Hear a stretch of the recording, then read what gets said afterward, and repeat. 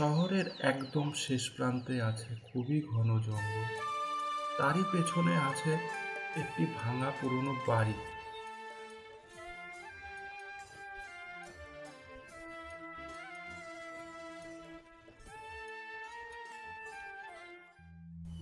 লোকজন বলা বলি করত বাড়িটির দখলে ছিল নাকি দুষ্টু আত্মাদের।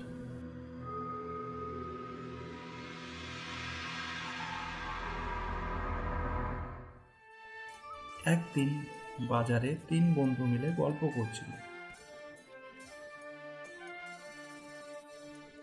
তোরা কি শুনেছিস জঙ্গলের পেছনে নাকি একটি পুরনো বাড়ি আছে?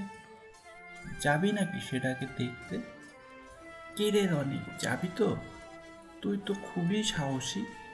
চল তাহলে যাওয়া যাক, একবার গিয়ে দেখেই আসি। কিছুক্ষণ পর তারা রওনা হলো সেই বাড়িটি দেখার উদ্দেশ্যে।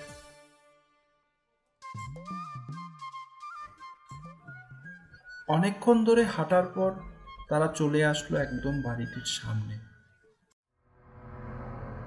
রনির এক বন্ধু রনিকে বলল, রনি, তোর তো ভীষণ সাহস, তুই ওখান থেকে একটা ফুল তুলে নিয়ে আসতে পারবি? দাঁড়া, যাচ্ছি। এই বলেই রনি হাঁটা শুরু করলো।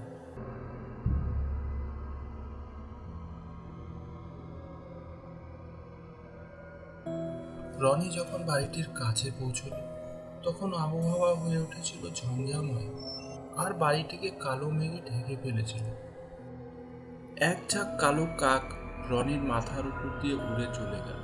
তারা যেন তাকে আক্রমণ করার জন্য তৈরি ছিল।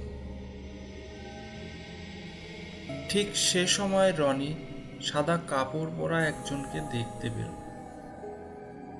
তারপর তার কাছে গিয়ে বলল, আমাকে একটু সাহায্য করুন। বৃদ্ধ লোকটি পেছন ফিরে তার দিকে তাকাল। লোকটির চেহারা ছিল বীভৎস, খুবই ভয়ঙ্কর। লোকটি তখন শক্ত করে রনির হাতটি চেপে ধরল, আর সে তাকে টেনে নিয়ে যাচ্ছিল এই আশায় যে রনিকে সে খাদ্য হিসাবে উপভোগ করবে। কিছুক্ষণ পরেই রনি সেখান থেকে দৌড়াতে দৌড়াতে পালিয়ে আসে।